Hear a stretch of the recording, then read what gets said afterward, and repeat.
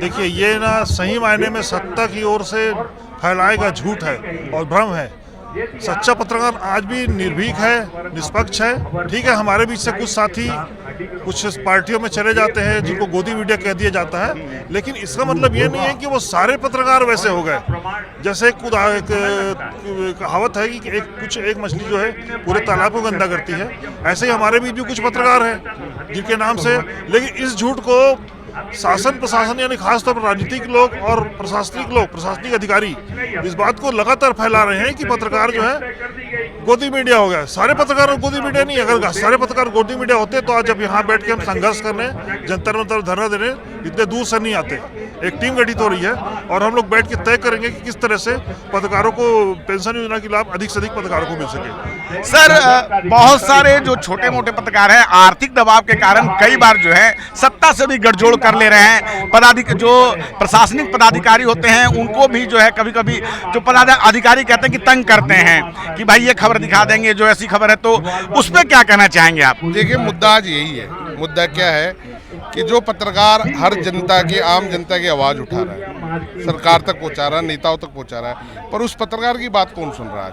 पत्रकार प्रधानमंत्री से, मुख्यमंत्री से सवाल तो कर लेते हैं जनता के लिए, अपनी जरूरत के सवाल नहीं कर पाते हैं। ठीक है, दूसरा क्या हो रहा है, बड़े जो मीडिया हाउसेज हैं उनको सारी सुख सुविधाएं सरकार की तरफ से, छोटे पत्रकार जो वीकली न्यूज़पेपर चला रहे हैं, साप्ताहिक चला रहे हैं, मंथली चला रहे हैं, उनको क्या सुविधाएं मिल रही हैं? ठीक है, अब होता है क्या है, इसमें वही आप वाली बात की जोड़ करना पड़ता है, मजबूरी है क्योंकि घर तो चला नहीं है। ठीक है, अब पत्रकार सरकार से सवाल पूछे तो आजकल वो चल गया गोदी मीडिया, बिकाऊ मीडिया। ठीक है, आज पत्रकार पर पुलिस प्रशासन के खिलाफ कोई कार्रवाई कर दे तो उठा के जेल में बंद। पत्रकारों की अपनी एक मांग है, पत्रकारों को सुरक्षा मिलनी चाहिए। इस देश में जब से सरकारें हैं लगातार पत्रकारों पर दबाव रहता है कि ईमानदारी से काम करने का, लेकिन जब पत्रकार ईमानदारी से काम करते हैं तो कई लोगों को अपनी जान से हाथ धोना पड़ता है। हमारे साथ बातचीत करने के लिए मौजूद हैं छत्तीसगढ़ से पत्रकार के संगठनों के यहाँ के प्रदेश अध्यक्ष हैं। सर, क्या कहना चाहेंगे जिस प्रकार से पत्रकारों को लेकर कहा जाता है कि पत्रकार जो है कहीं ना कहीं किसी साइड होकर वो पत्रकारिता कर रहे हैं, उनकी पत्रकारिता जो है एक पक्ष की होती है और अब पेड मीडिया का भी एक स्वरूप आ रहा है, तो सरकार और जो आलोचक हैं वो कहते हैं कि मीडिया जो है खुद निष्पक्ष नहीं है। देखिए, ये ना सही मायने में सत्ता की ओर से फैलाए गया झूठ है और भ्रम है। सच्चा पत्रकार आज भी निर्भीक है, निष्पक्ष है। ठीक है, हमारे बीच से कुछ साथी कुछ पार्टियों में चले जाते हैं जिनको गोदी मीडिया कह दिया जाता है, लेकिन इसका मतलब ये नहीं है कि वो सारे पत्रकार वैसे हो गए। जैसे एक कहावत है कि एक मछली जो है पूरे तालाब को गंदा करती है, ऐसे ही हमारे बीच भी कुछ पत्रकार हैं जिनके नाम से, लेकिन इस झूठ को शासन प्रशासन यानी खासतौर पर राजनीतिक लोग और प्रशासनिक अधिकारी इस बात को लगातार फैला रहे हैं कि पत्रकार जो है गोदी मीडिया हो गया। सारे पत्रकार गोदी मीडिया नहीं, अगर सारे पत्रकार गोदी मीडिया होते तो आज जब यहाँ बैठ के हम संघर्ष करने, जंतर मंतर धरना देने इतने दूर से नहीं आते। सबसे पहले तो सर, आप लोगों की मुख्य मांगे क्या है? खुद हम लोग मान लीजिए पत्रकारिता करते हैं और बहुत सारी समस्याओं से झेलते हैं, क्या मांगे क्या है, क्या चाहते हैं सरकार से? देखिए, सबसे प्रमुख मांग हमारी ये है, पत्रकार सुरक्षा कानून लागू की जाए। आज जो है सबसे अधिक खतरा जो है पत्रकारों को अपने मतलब आज पत्रकारों को केवल राइट टू एक्सप्रेशन के अलावा कोई सुरक्षा की व्यवस्था नहीं है। और मैं जिस राज्य को बिलोंग करता हूँ, आपको मालूम होगा भी हाल फिलहाल में एनडीटीवी के एक पत्रकार है मुकेश चंद्राकार, उसने एक अधिकारियों के और ठेकेदारों के गठजोड़ का खुलासा किया, उस पत्रकार की हत्या हो जाती है और एनडीटीवी जैसे अखबार का चैनल का कोई प्रतिनिधि वहां नहीं पहुंचता है। मैं आपको बताना चाहूँगा, हम लोगों ने उस मुद्दे को छत्तीसगढ़ में जोर शोर से उठाया। हमारी राष्ट्रीय कार्यकारिणी से एक टीम बनी, प्रदेश से एक टीम बनी, हमारी दोनों टीमों ने जांच दल गठित हुआ। हम वहां पर जाके पूरी जांच किए, 3 दिन रुक के सारे पत्रकारों को, उसमें कुछ पत्रकार साथी आए भी हैं, बस्तर के पत्रकार भी हमारे साथ आए हैं जो हमारे साथ शामिल थे। तो हम लोगों ने बकायदा उसमें जांच की रिपोर्ट तैयार करके सरकार को सौंपी है कि वहाँ पे जिस तरह से गठजोड़ बना हुआ है प्रशासनिक अधिकारियों और ठेकेदारों का, वो है पत्रकारों को हत्या तक पहुंच जा रहा है। ये अगर पत्रकार मामलों को उजागर कर रहे हैं, सच्चाई उजागर कर रहे हैं, तो क्या आप उनकी हत्या कर देंगे? ये तो कहीं से भी उचित नहीं है। इस बात को लेकर लगातार हमारी वहाँ पर संघर्ष जारी है। तो यही स्थिति बाकी प्रदेशों में है। तो आप देख लीजिए, हर प्रदेश में, उत्तर प्रदेश खास देखिए, 6 राज्य जो है मैं मानता हूँ कि उत्तर प्रदेश, बिहार, झारखंड, छत्तीसगढ़ और इस तरह के 4-5 और राज्य हैं जहाँ पर पत्रकारों की लगातार हत्या हो रही है, लेकिन पत्रकार निर्भीक रूप से लड़ रहे हैं और मुद्दों को उजागर कर रहे हैं। तो मुझे लगता है कि बहुत जरूरी कि पत्रकारों को सुरक्षा के लिए कानून बने, उनको भी उस तरह से चीजें मिले। दूसरा हमारा जो मांग है वो पेंशन योजना है।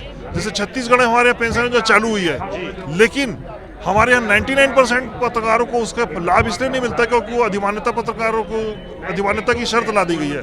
तो इस बार हमने अभी यहाँ आने के पहले जस्ट एक ज्ञापन सौंपा है मुख्यमंत्री को हमने कि ये जो शर्त है अधिमान्यता की, या तो उसको हटा दी जाए या फिर आप उसको इतना वो करिए, सरल करिए कि हर वो पत्रकार या हर वो मीडिया कर्मी उसमें शामिल हो जाए जो पत्रकारिता से अपना जीविका चला रहे हैं। इसको लेकर गृह मंत्री जिन्होंने पूरा मसौदा तैयार किया, जिन्होंने बढ़ाया, गृह मंत्री ओपी चौधरी हैं जो पूर्व IAS भी हैं, उन्होंने पूरी बात को समझाया। इसको लेकर एक गठित हो रही है, जिसमें मैं भी शामिल रहूंगा, एक टीम गठित हो रही है और हम लोग बैठ के तय करेंगे कि किस तरह से पत्रकारों को पेंशन योजना की लाभ अधिक से अधिक पत्रकारों को मिल सके। और इसी तरह स्वास्थ्य बीमा, इस तरह और भी 10 मांगे हमारी है जो पत्रकारों के हित में लागू होनी चाहिए।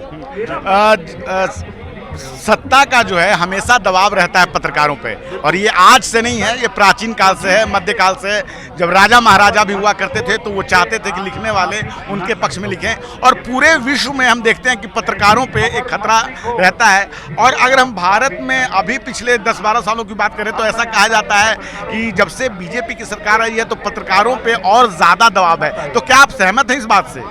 निश्चित तौर पर इस बात से मैं पूरी तरह सहमत हूँ। और मैं तो खुद देखता हूँ कि हम लोग जब छत्तीसगढ़ में पत्रकारिता करते थे पहले 10 साल पहले, तो नेशनल मीडिया को हम लोग मानते थे कि नेशनल मीडिया है, अगर हम इन चीज़ों को उजागर नहीं कर पाएंगे तो चीज़ों को नेशनल मीडिया में अगर फ्लैश करते हैं तो ज़्यादा अच्छे से उजागर होगा। लेकिन अभी स्थिति यह है कि निश्चित तौर पर नेशनल मीडिया तो पूरी तरह से ये माना जा रहा है कि मैनेज हो गया है, बड़ी खबरें उजागर नहीं हो रही हैं। और ये इस तरह से अगर चलता रहेगा मीडिया में तो, और देखिए इसका सबसे बड़ा कारण, इसके लिए पत्रकार जिम्मेदार नहीं है, इसके लिए मीडिया संस्थान, मीडिया घराना जिम्मेदार है जो अपने सामाजिक हितों का सौदा करती है सरकार के साथ और उसमें मोटे पैसे कमा के मीडिया घराना अमीर होता जा रहा है। पत्रकार रवीश कुमार जैसा पत्रकार को सोचिए NDTV से निकाल दिया गया, पूरा NDTV को खरीद लिया गया। मतलब इससे बड़ी बात और क्या हो सकती है इस देश में कि एक पत्रकार के जुबान को बंद करने के लिए पूरा चैनल ही खरीद लिया जाए और उसके बाद उस चैनल का स्वरूप ही बदल दिया जाए। ये एक बड़ा उदाहरण है इस बात का। आपने कहा कि जो कॉर्पोरेट संस्थान हैं वो उन्होंने सब अधिकतर जो कॉर्पोरेट सेक्टर वही मालिक है मीडिया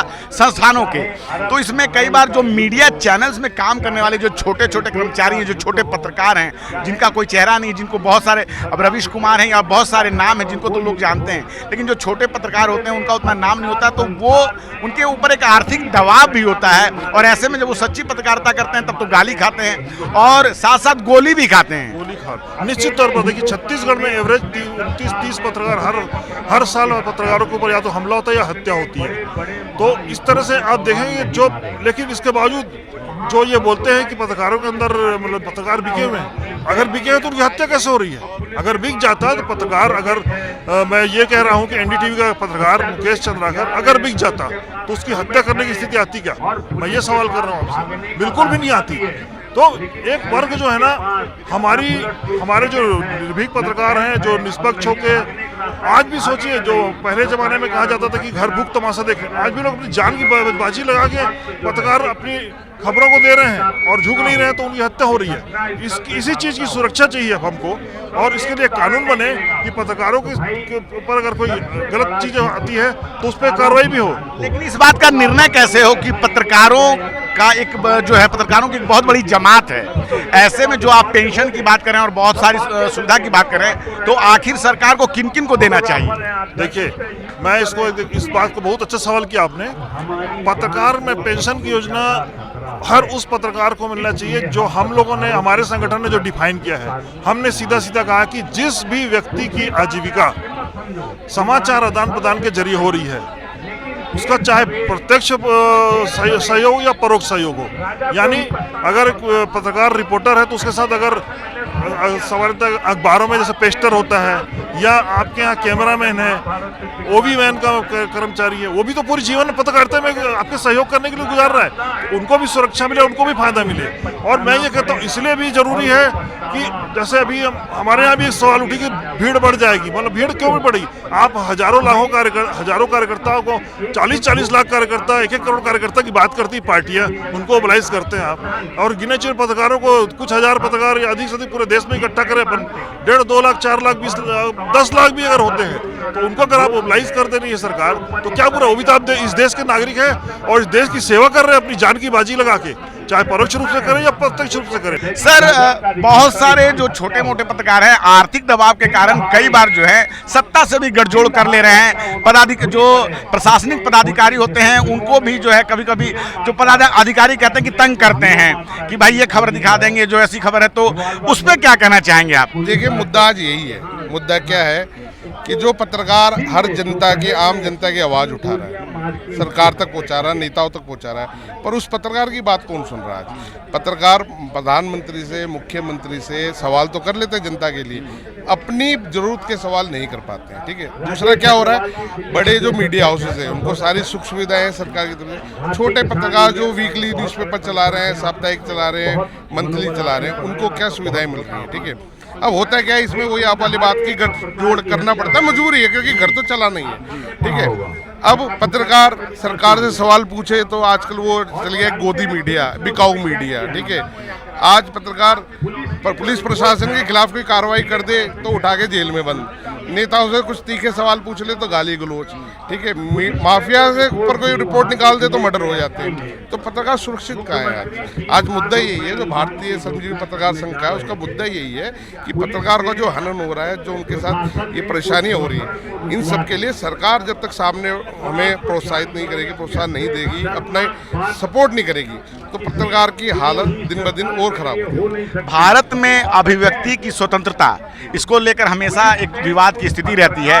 अभी अभी कुणाल कामरा ने जो स्टैंड अप कॉमेडियन हैं और पॉलिटिकल सटायर करते हैं, महाराष्ट्र में उन्होंने एक शो किया, उस दौरान उन्होंने एक पैरोडी गाया और उसमें सीधा सीधा किसी का नाम नहीं लिया, लेकिन उसके स्टूडियो पे हमला होता है। और ठीक यही बात अब सोचिए कि जब एक कॉमेडियन कर रहा है तो ऐसे हो रहा है, तो पत्रकारों की सुरक्षा कैसे होगी? और सरकार कह रही है कि अभिव्यक्ति की आज़ादी है, लेकिन एक सीमा होनी चाहिए, लेकिन नेता कुछ भी बयान देते हैं। सर, जब आज़ादी के आगे अगर सीमा लगा दिया तो फिर आज़ादी कहाँ बचेगी?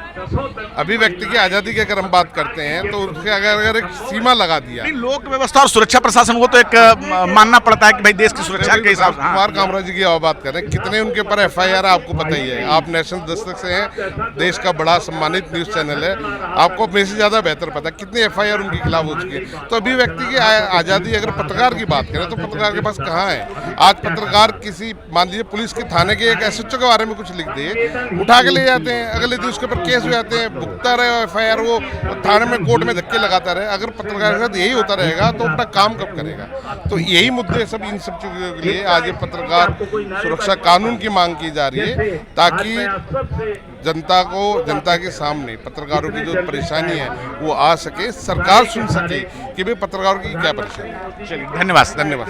तो हमने बात की यहाँ जो पत्रकार सुरक्षा सम्मेलन जो आज विरोध प्रदर्शन चल रहा है कि किस प्रकार से भारत में लगातार मीडिया संस्थान जो है दबाव में काम कर रहे हैं, और सिर्फ मीडिया पे जो दबाव है वो भारत में नहीं पूरे विश्व में होता है, और भारत में लगातार पत्रकारों पे हमले हो रहे हैं। जब भी वो कोई खबर, ऐसी खबर दिखाते हैं जिससे कि सरकारी अधिकारी या सरकार प्रभावित होती है, तो गाली के साथ साथ उन्हें गोली भी खानी पड़ती है। ऐसे में एक ताज़ा उदाहरण मुकेश चंद्राकर का है, जिनकी अभी कुछ समय पहले जो है छत्तीसगढ़ में हत्या हुई थी। उन्होंने एक सड़क घोटाले की खबर को उजागर किया था। ऐसे में सरकार को ये सोचना जरूर बनता है कि पत्रकारों, जो कि चौथा स्तंभ होता है देश का, उसके लिए सुरक्षा के ना ही आर्थिक के साथ साथ जो है उनकी जान की भी सुरक्षा की जाए, तभी जो है कलम बेबाक होकर लिख पाएगी। ऐसे में आप क्या सोचते हैं? अपनी बातचीत हमें जो है कमेंट में जरूर बताएं। नेशनल दस्तक की आपसे गुजारिश है कि अगर इसको बचाना चाहते हैं तो नेशनल दस्तक को सब्सक्राइब करने के लिए रेड कलर के सब्सक्राइब बटन को दबाएं, फिर बेल आइकन की घंटी दबाएं। नेशनल दस्तक को बचाने के लिए बहुत जरूरी है कि हर खबर को शेयर करें, लाइक करें, कमेंट जरूर करें।